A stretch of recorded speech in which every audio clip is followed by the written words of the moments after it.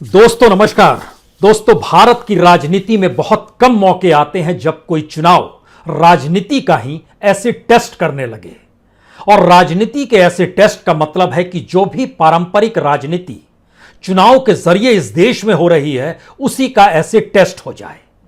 और पारंपरिक राजनीति को करने वाले राजनीतिक दल उस चुनाव परिणाम के बाद या तो बचेंगे या खत्म हो जाएंगे, कुछ ऐसी परिस्थितियां बन जाए। तो जरा कल्पना शुरू कीजिए कि उत्तर प्रदेश की राजनीति, जिसने 32 बरस पहले इस देश में मंडल की लकीर को खींचते हुए देखा और उसके बाद छत्रपों की राजनीति का वर्चस्व उत्तर प्रदेश की राजनीति में रहा, उसका ऐसे टेस्ट 2022 के चुनाव में होने वाला है। भारत के भीतर में पारंपरिक राजनीति की एक मोटी लकीर धर्म के नाम पर भी खींची गई, उसका भी ऐसे टेस्ट इसी चुनाव में होने वाला है। और इस देश के भीतर में सबसे बड़ी ताकत को महसूस करने वाली आजादी के बाद से भारत के भीतर का ब्राह्मण तबका, उसका भी ऐसे टेस्ट इसी चुनाव में होने वाला है। क्योंकि आपको कोई राज्य ऐसा मिलेगा नहीं जिस राज्य के भीतर में जातीय और धर्म की राजनीति का घालमेल करते हुए भारत की समूची राजनीति को ही साधने की कोशिश की गई हो। और यह राजनीति शायद अब आखिरी मुकाम पर पहुंच गई है, या फिर भारत की राजनीति एक ऐसे मुहाने पर खड़ी है जिसमें उत्तर प्रदेश के चुनाव परिणाम या तो भारत की समूची राजनीति को बदल डालेंगे या फिर भारत की राजनीति के उस उथलेपन को दफन कर देंगे जो कि मंडल के जरिए निकली थी। सरल शब्दों में कहें तो अखिलेश यादव के लिए, मायावती के लिए और उत्तर प्रदेश के तमाम छोटे छोटे राजनीतिक दलों के लिए हो सकता है 2022 का चुनाव आखिरी चुनाव हो। यह भी हो सकता है कि भारत के भीतर में 2014 के बाद से नरेंद्र मोदी ने जिस मोटी लकीर को खींचना शुरू किया और इसका एहसास कराया कि हम आपको तमाम सहूलियत देंगे, हम आपकी जरूरतों को पूरा करेंगे, चाहे वो जातीय आधार पर हो चाहे वो धर्म के आधार पर हो, सिर्फ आप हमारे साथ जुड़ते चले जाइए, हो सकता है यह भी राजनीति दफन हो जाए। उत्तर प्रदेश का मतलब सिर्फ यह नहीं है कि लखनऊ का रास्ता दिल्ली तक पहुंचा देता है। उत्तर प्रदेश का मतलब यह भी है कि एक ऐसा राज्य जिसमें 40% वोटरों का कोई नेता नहीं है। इन 40% वोटर लगातार इस पार्टी से उस पार्टी में घूमते रहते हैं और हर पॉलिटिकल पार्टी चाहती है कि यह 40% वोटर उनके साथ खड़ा हो जाए। और अगर खड़ा नहीं हो सकता है तो किसी एक हिस्से को वह इस तरीके से हाशिए पर ढकेल देती है जिसके बाद उसके विपक्ष में खड़ा हुआ सारे वोटर एक पॉलिटिकल पार्टी के साथ आकर खड़ा हो जाए और उसे सत्ता मिल जाए। इस राजनीति के दफन होने की स्थिति क्या 2022 में आ चुकी है? ये पहेलियां नहीं है, समझने की कोशिश आज सरल शब्दों में कीजिए। 19% मुसलमान उत्तर प्रदेश में है, 11% ब्राह्मण उत्तर प्रदेश में है, दोनों को मिलाइएगा तो 40%। लेकिन इन दोनों समुदाय की अगुवाई करने वाली कोई पॉलिटिकल पार्टी उत्तर प्रदेश में नहीं है। ब्राह्मणों को लगता है कि 2007 में वो मायावती के साथ थे तो मायावती सत्ता में आ गई। 2012 में अखिलेश यादव को लगता रहा ब्राह्मण साथ आ गए तो वो सत्ता में आ गए। और 2017 में अपने तौर पर बीजेपी ने भी महसूस किया 80% ब्राह्मण हमारे साथ थे, हम सत्ता में आ गए। 2017 में मुसलमानों ने महसूस किया एक भी मुसलमान बीजेपी के साथ चाहे ना हो, लेकिन दूसरी तरफ समूचा विरोध उनके साथ जाकर जमा हो गया और बीजेपी सत्ता में आ गई। लेकिन फिर लौटिए उसके अतीत में मंडल की राजनीति के सिरे को पकड़ते हुए 2007 में मायावती को लगा मुसलमान उनके साथ हैं, 2012 में अखिलेश यादव को लगा मुसलमान उनके साथ हैं। सवाल यह है कि 2007, 2012, 2017 और अब 2022 सामने खड़ा है, तो क्या वाकई 2022 की स्थिति 2007, 12, 17 की परिस्थितियों को आगे ले जाएगी, या इस पूरे कालखंड में उत्तर प्रदेश की राजनीति में जिस तरीके से जो राजनीतिक दल खत्म हुए और उनको खत्म करने का जिम्मा सिर्फ बीजेपी कांग्रेस भर का नहीं रहा, उसको खत्म करने का जिम्मा वहां के छत्रपों का भी रहा, क्या वो सियासत अब ऐसे मुहाने पर पहुंच गई है जहां छत्रपों पर खतरा मंडरा रहा है? यह सवाल इसलिए क्योंकि वोट बैंक की सियासत को समझें अगर, तो फिर अखिलेश यादव के वोट बैंक में कोई सेंध लगा नहीं सकता है। यह यादवों का वोट बैंक है। मायावती के वोट बैंक में कोई सेंध लगा नहीं सकता है। यह जाटवों का वोट बैंक है। लेकिन जितने यादव हैं उससे ज्यादा ब्राह्मण उत्तर प्रदेश में हैं जिनका कोई नेता नहीं है। दूसरी तरफ जितने जाटव हैं उससे ज्यादा मुसलमान वहां पर मौजूद हैं, उनका कोई नेता नहीं है। यह कौन सा समीकरण है और किस सियासत की दिशा में उत्तर प्रदेश बढ़ रहा है? क्या वाकई मंडल की राजनीति 2022 में चलेगी? क्या वाकई मंडल की सियासत साधने वाले नेता जब ओबीसी का जिक्र करेंगे तो क्या ओबीसी एक साथ अखिलेश यादव के साथ खड़ा होगा? क्या वाकई दलितों के हक का सवाल कल तक मायावती उठाती थी, आज चंद्रशेखर भी आ गए, वो हक का सवाल उठाएंगे और उनके साथ दलित खड़ा हो जाएगा, या सिर्फ एक दलितों में से भी एक सिर्फ जाटव खड़ा होगा? ये सारे सवाल हैं और इन सवालों के अक्स तले हमें लगता है कुछ फैक्ट्स आज आपको जानने चाहिए। उसके आधार पर हम आपके सामने विश्लेषण रखेंगे, क्योंकि उत्तर प्रदेश में 9% यादव हैं तो 11% ब्राह्मण हैं और जो नॉन यादव ओबीसी है उसकी संख्या 12% है। इसमें जाट भी आता है, इसमें कुर्मी भी आता है, इसमें कोयरी भी आता है और बाकी भी आते हैं। लेकिन इनको अपने साथ लाने के लिए कौन राजनीति सबसे तीखे तरीके से कर रहा है? यह वह कर रहे हैं जो कि अपर कास्ट के साथ कल तक खड़े नजर आते थे। वो आरएसएस ने नए तरीके से मान लिया है कि एक बार विवेकानंद को हर कोई पढ़ना शुरू कर दे। विवेकानंद जी ने कहा था शूद्रों का राज होगा, और आज की तारीख में उत्तर प्रदेश की सियासत को साधते हुए और इस देश की राजनीति में ओबीसी के प्रभाव को देखते हुए अब आरएसएस भी कहने लगी है शूद्रों का राज होगा। ब्राह्मण तो सिर्फ पाठ पढ़ाएगा, ब्राह्मण सिर्फ पीछे से बतलाएगा, और भी ऊंची जातियां जो है उनका योगदान भारत की राजनीति में राज करने वाला नहीं है। अब यह बात आरएसएस जब कहने लगी है तो क्या भारत की सामाजिक सांस्कृतिक संगठन के भीतर राजनीतिक सत्ता का कुछ ऐसा प्रभाव आ गया है जो यह मानकर चल रही है कि उसकी मौजूदगी तो तभी तक रहेगी जब उसके अपने प्रचारक की सत्ता रहेगी, और प्रचारक की सत्ता के लिए अगर जिक्र करना पड़े विवेकानंद और जिक्र करना पड़े ओबीसी का तो क्या फर्क पड़ता है? देश तो यही है। और इस देश के भीतर की परिस्थिति में जब अखिलेश यादव भी इस बात का जिक्र करें कि अब जातियों के आधार पर ही इस देश की जनगणना भी होनी चाहिए और जातियों की जनगणना के आधार पर उनको वो अधिकार भी मिलने चाहिए, यानी जितनी जिसकी हिस्सेदारी उतनी उसकी भागीदारी, ये नारा लगाने से वो चूक नहीं रहे हैं। लेकिन इसके ठीक समानांतर एक दूसरी राजनीति के सिरे को भी अभी पकड़ लीजिए।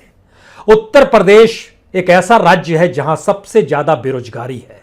उत्तर प्रदेश एक ऐसा राज्य है जहां किसानों की हालत बद से बदतर होती चली जा रही है।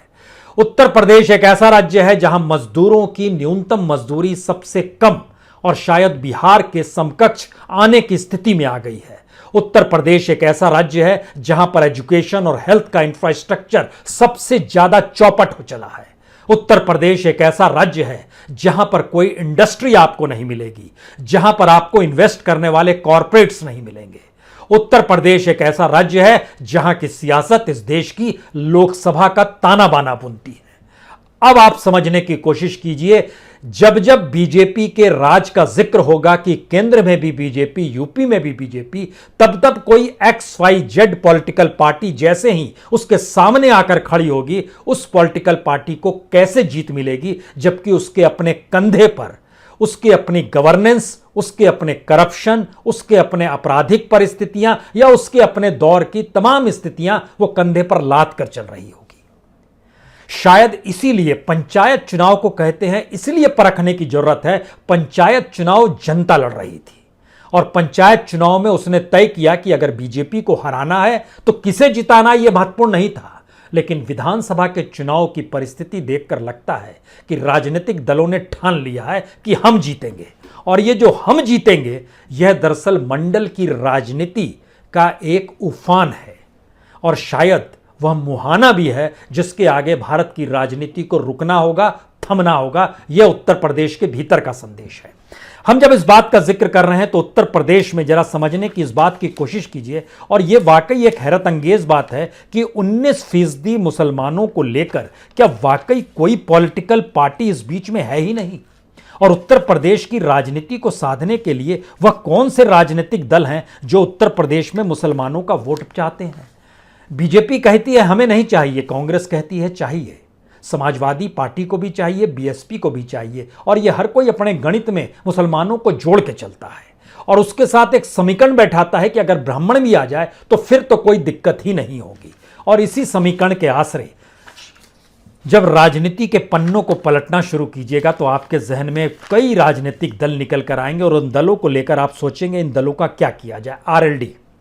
आरएलडी को 2017 में सिर्फ 15.5 लाख वोट मिले, अपना दल 8.5 लाख वोट मिले, लोकदल 1,81,000 वोट मिले, निषाद 5,40,000 वोट मिले, राजभर की पार्टी को 6 लाख वोट मिले, बाहर से आई हुई एआईएमआईएम को 2 लाख वोट मिल गए। यह वह एआईएमआईएम है जो उससे पहले उत्तर प्रदेश के भीतर में दूसरी जो पॉलिटिकल पार्टी थी उन पॉलिटिकल पार्टीज को ज़्यादा वोट मिल जाते थे जो मुस्लिमों के नाम पर लड़ती थी। मसलन ऑल इंडिया माइनॉरिटी फ्रंट एआईएमएफ, इनको जो वोट मिला करते थे वो 2017 में घटकर 375 रह गए। ये कौन सी राजनीति थी जो धीरे धीरे मुस्लिमों की पार्टी को इतने हाशिए पर लग गई कि वह कुछ 100 वोट में सिमटने लगे। अल हिंद पार्टी ALHF 908 वोट मिले, इस्लाम पार्टी IPH इस्लाम पार्टी हिंद, इसको 410 वोट मिले, इत्तेहाद मिलत काउंसिल, इसको 39,000 वोट मिले, जबकि उससे पहले तकरीबन 2 लाख वोट मिला करते थे। राष्ट्रीय उलेमा काउंसिल, इसको 1,069 वोट मिले। कौमी एकता दल, इसको 2012 में 4,17,000 वोट मिले थे, लेकिन यह 2017 के चुनाव में गायब हो गई थी। इसी तरीके से MUL मुस्लिम लीग पार्टी, इसको 2012 में 7,373 वोट मिले, 2017 में यह गायब हो चली थी। यानी ध्यान दीजिए 2014 में जब बीजेपी और नरेंद्र मोदी ने एक लकीर खींची, मुस्लिम वोट नहीं चाहिए, उत्तर प्रदेश की राजनीति में मुस्लिम पॉलिटिकल पार्टीज गायब हो गई, जबकि उनकी तादाद 19% है। ठीक इसी तरीके से इस दौर में आइए, उसके बाद की परिस्थिति को देखिए तो ब्राह्मण को हाशिए पर ढकेला गया। ब्राह्मण भी 11%, लेकिन उसका कोई नेता मौजूद नहीं, कोई आवाज मौजूद नहीं, कोई पॉलिटिकल पार्टी मौजूद नहीं, तो वह भी यह सोचने लगा कि अगर अखिलेश के साथ जाते हैं तो वहां यादवों की दबंगई है, मायावती के साथ जाते हैं तो फिर शायद ये वैचारिक तौर पर फिट कितना बैठेगा। तो उसमें कुछ लोगों ने चुनना शुरू किया कि मायावती अगर 8 आना है, 8 आना वोट उसका तो तय है, तो उसके साथ अगर ब्राह्मण वोट बैंक शिफ्ट हो जाएगा तो चुनावी जीत मिल जाएगी। लेकिन इस परिस्थिति ने उत्तर प्रदेश की जातीय राजनीति में, जो कि मंडल से निकली हुई थी, उसके भीतर एक नई कपकपी पैदा भी बीते 30 साल में की है, क्योंकि तमाम समुदाय और जातियों के बीच से निकले हुए जो नेता थे, वह नेता चुनाव तो जीत गए, लेकिन उनकी अपनी जाति इस काल में पिछड़ती चली गई। वो किसी भी जाति का नाम आप ले सकते हैं, लेकिन उनके जो नेता जीते उनका अपना टर्नओवर जिंदगी का और बैंक बैलेंस बढ़ते चला गया। उसके जरिए सवाल यह नहीं था कि वह लोगों के हक को कितना दिला पा रहे हैं, सवाल था कि उनकी नुमाइंदगी करने के लिए उनका एक अपना व्यक्ति मेन स्ट्रीम पॉलिटिक्स में मौजूद है। अगला सवाल यह आया कि जब मेन स्ट्रीम पॉलिटिक्स में मुस्लिमों की नुमाइंदगी करने वाले शख्स होते होते खत्म हो गए, जो 19% थे, तो 19% से ज्यादा तो कोई समुदाय उत्तर प्रदेश में जातीय राजनीति के आधार पर भी है नहीं। तो 19% को खारिज करने में हर पॉलिटिकल पार्टी का हाथ रहा, यानी मुसलमानों को खारिज करने में हर पॉलिटिकल पार्टी ने एक जैसा बर्ताव किया। उन्होंने कभी नहीं चाहा कि मुस्लिमों की अपनी कोई पॉलिटिकल पार्टी हो, किसी ने नहीं चाहा कि मुसलमानों का कोई अपना नेता हो। आजम खान की मौजूदगी समाजवादी पार्टी की मौजूदगी के साथ है, उनकी अपनी मौजूदगी किसी मुस्लिम पॉलिटिकल पार्टी के साथ नहीं है। ठीक इसी तरीके से एक नई पॉलिटिकल स्थिति ब्राह्मण को लेकर आई है, वह भी हाशिए पर चला गया। यानी दोनों को जोड़िएगा तो यह 40% की हैसियत सिवाय फ्लोटिंग वोटर के तौर के अलावे कुछ भी नहीं है। अब इसके भीतर और झांकना शुरू कीजिए। जब हम छोटी छोटी पॉलिटिकल पार्टी का नाम ले रहे थे, जिसमें हमने राष्ट्रीय लोकमंच का नाम लिया, राष्ट्रीय स्वाभिमान पार्टी देखिए, आरएलडी को देखिए, अपना दल को देखिए, लोकदल को देखिए, निषाद को देखिए, एसबीएसपी को देखिए जो राजभर की पार्टी है उसको देखिए, हर पॉलिटिकल पार्टी को देखिए। 2017 तक आते आते सभी सिमटते चले गए। और ये ना सिमटे इसका प्रयास क्षत्रपों ने 30 साल में नहीं किया। ना अखिलेश यादव यानी ना समाजवादी पार्टी की तरफ से हुआ, ना बीएसपी की तरफ से हुआ। ये चाहते रहे कि दरअसल इनके वोट बैंक का वोट ट्रांसफर हो। अब सवाल था कि जो समाजवादी पार्टी और बीएसपी का कितना वोट बैंक इन छोटे राजनीतिक दलों में ट्रांसफर होता है, यह एक सवाल ही बना रहा, क्योंकि एक बड़ी तादाद नजर आती है कि परसेंटेज जब जुड़ता है एक बड़ी पॉलिटिकल पार्टी के साथ, जो रीजनल फोर्सेस ही क्यों ना हो, लेकिन जीत बराबरी की होनी चाहिए। यही प्रॉब्लम महाराष्ट्र में आई थी। शिवसेना को यह समझ में आ गया, शिवसेना के पास बीजेपी का वोट ट्रांसफर नहीं हुआ तो शिवसेना समझ गई अब साथ खड़े नहीं हो सकते हैं, क्योंकि जब स्ट्राइकिंग रेट बीजेपी का उसकी तुलना में दुगना हो जाए शिवसेना की तुलना में, तो शिवसेना समझ गई हमारे वोट ट्रांसफर हो रहे थे लेकिन बीजेपी के वोट ट्रांसफर नहीं हो रहे थे। कांग्रेस को भी यह बात समझ में आ गई कि अखिलेश यादव के वोट ट्रांसफर नहीं हो रहे थे, हमारे वोट ट्रांसफर हो रहे थे। अब सवाल छोटे पॉलिटिकल पार्टी का है और उसके आगे का सवाल है कि ये छोटे पॉलिटिकल पार्टी ही दरअसल ऐसे टापू थे जिन्होंने इस देश के भीतर और उत्तर प्रदेश के भीतर में उन छत्रपों को जिंदा रखे हुए था जो समाजवादी पार्टी और बीएसपी के तौर पर थे। अगर ये छोटी पार्टी खत्म हो जाती है तो एक झटके में जो खत्म हो चली है तमाम छोटी छोटी पॉलिटिकल पार्टी जो खत्म हो चली है, अब इनके खत्म होने के साथ ही जो एसपी और बीएसपी है वह सत्ता पर आ गई और ऊपर में रेंगती हुई बीजेपी है।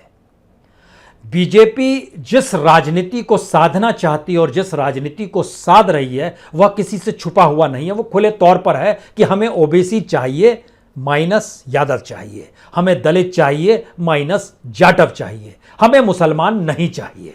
यह सारी चीजें वो जोड़ तोड़ कर बतलाती है। लेकिन इस प्रक्रिया में जो क्षत्रप थे उन्होंने अपने आप को कभी हिंदू बताने की कोशिश की, कभी इस बात का जिक्र करने की कोशिश की कि कॉम्पिटिवली हम ज्यादा बेहतर काम और गवर्नेंस दे पाए हैं अपने काल में। मायावती ने अपना डंडा दिखाया तो फिर इस दौर में योगी ने भी अपना डंडा दिखा दिया, बराबरी की स्थिति आ गई। अखिलेश यादव ने अपने गवर्नेंस का जिक्र किया, योगी भी अपने गवर्नेंस का जिक्र करने निकल गए। किसने क्या काम किया यह एक अलग मुद्दा है। सवाल पहली बार यह आ गया कि जब नीचे की जमीन, पहले मुसलमानों की पॉलिटिकल पार्टी खत्म हुई, उसके बाद जातियों पर टिकी हुई पॉलिटिकल पार्टी हाशिए पर पहुंच गई है, अब उसके बाद बची है समाजवादी पार्टी और बीएसपी। अब सवाल यह है कि 2022 का चुनाव क्यों एक ऐसे टेस्ट हो चला है समाजवादी पार्टी और बीएसपी के लिए, या उस मंडल की राजनीति के लिए जो कि 32 साल पहले इस देश के भीतर में खासतौर से हिंदी पट्टी में जातियों की राजनीति को उभार करते हुए उनके हक के सवाल को उठा रही थी। बीजेपी किसी के हक के सवाल देने का जिक्र कभी नहीं करती है, ठीक वैसे ही जैसे एक वक्त कांग्रेस नहीं किया करती थी।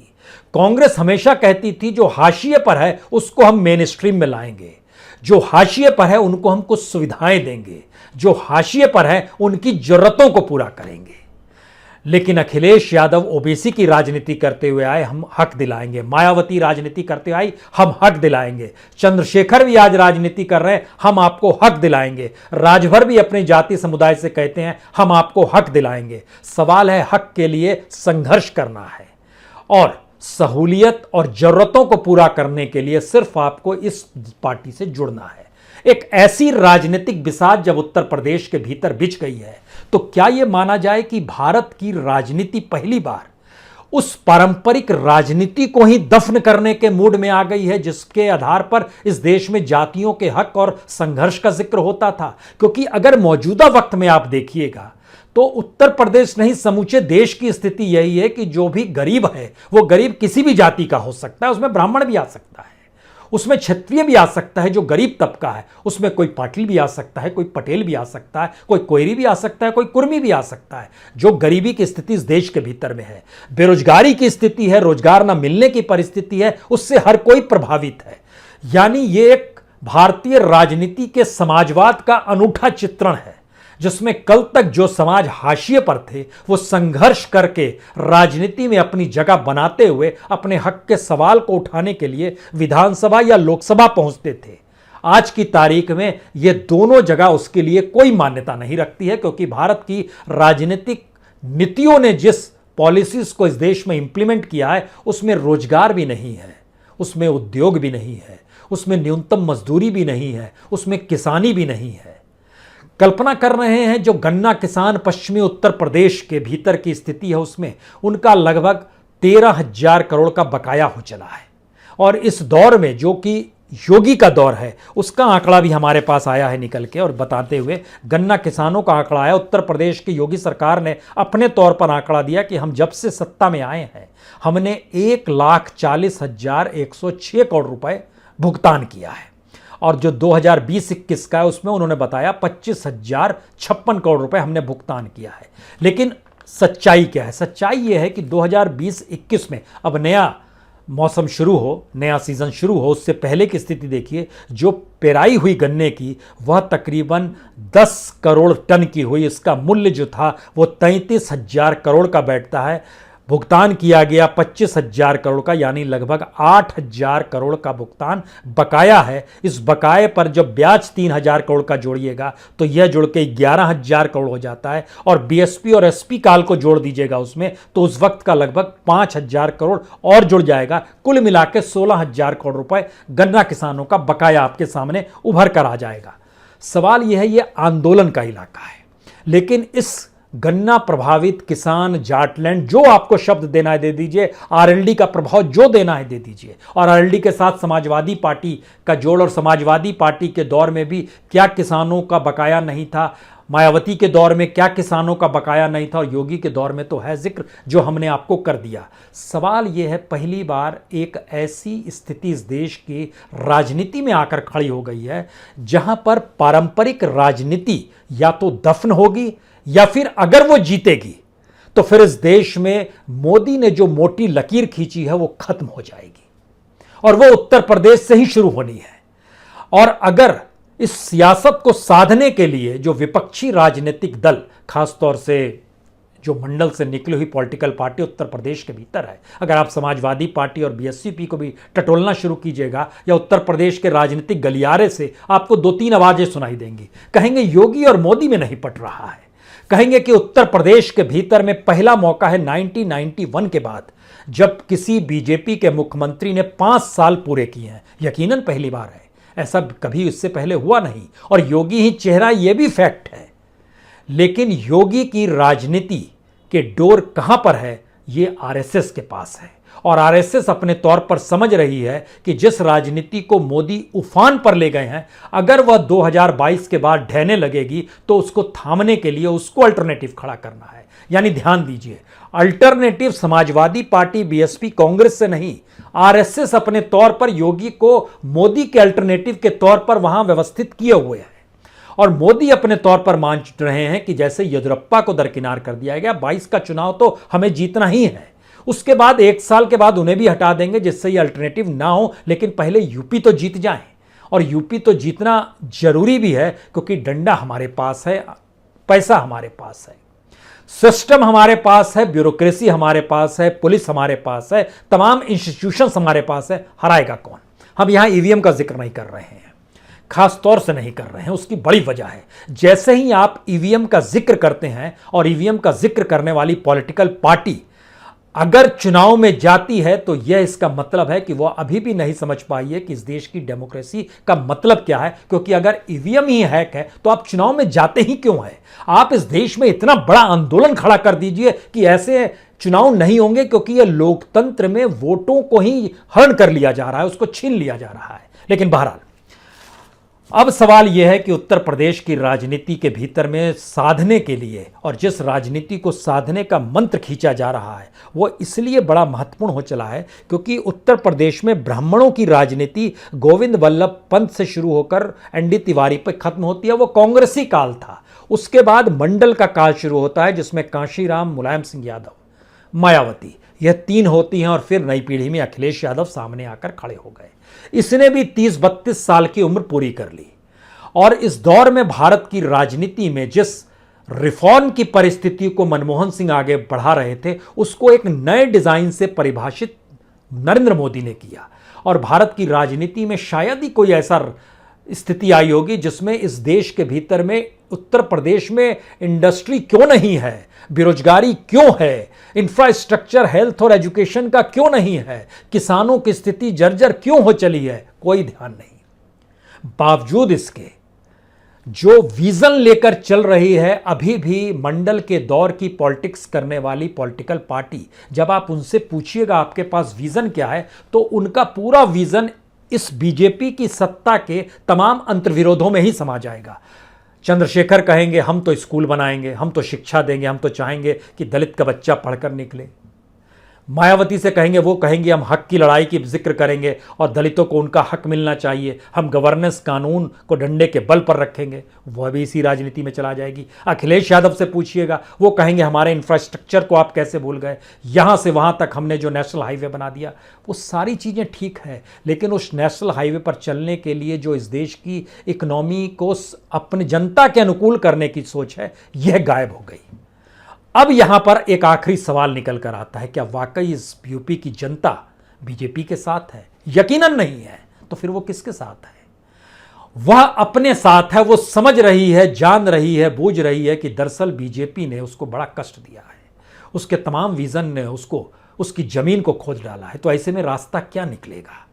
लेकिन फिर अगला सवाल आता है, जैसे ही कोई सामने खड़ा होगा तुलना शुरू हो जाएगी, और तुलना करने के लिए जो पैसा चाहिए, जो मीडिया चाहिए, जो हथकंडे चाहिए, वह उन पॉलिटिकल पार्टीज के पास नहीं है जो बीजेपी के पास सत्ता में रहते हुए होंगे। तो यानी उत्तर प्रदेश की राजनीति के 3 ही मंत्र हैं। पहला मंत्र, क्या वाकई 32 साल की मंडल की राजनीति का अंत हो गया है, जो 2022 के चुनाव परिणाम में नजर आएगा? दूसरा, क्या वाकई नरेंद्र मोदी ने 2014 के बाद से इस देश की राजनीतिक सत्ता के साथ जो भी खिलवाड़ किया है उसका अंत उत्तर प्रदेश कर देगा, यानी बीजेपी बुरी तरह हार जाएगी और जनता चुनाव जीत जाएगी? और तीसरा, क्या इन सब से हटकर जनता अपने तौर पर एक ऐसी परिस्थिति को लाकर खड़ा कर देगी जो चुनाव परिणाम न सिर्फ चौंकाने वाले हों बल्कि सीख देने वाले हों कि बहुत हुआ जाति और बहुत हुआ राजनीति। इस देश के लोगों के जुड़ाव के साथ आपकी सियासत अगर नहीं जुड़ेगी तो फिर आपको हम नहीं चुनेंगे। वो किसे चुनेंगे अभी कहना मुश्किल है, क्योंकि अभी भी 6 महीने का वक्त है और इस 6 महीने में बहुत कुछ हो सकता है। बहुत बहुत शुक्रिया, बहुत बहुत शुक्रिया।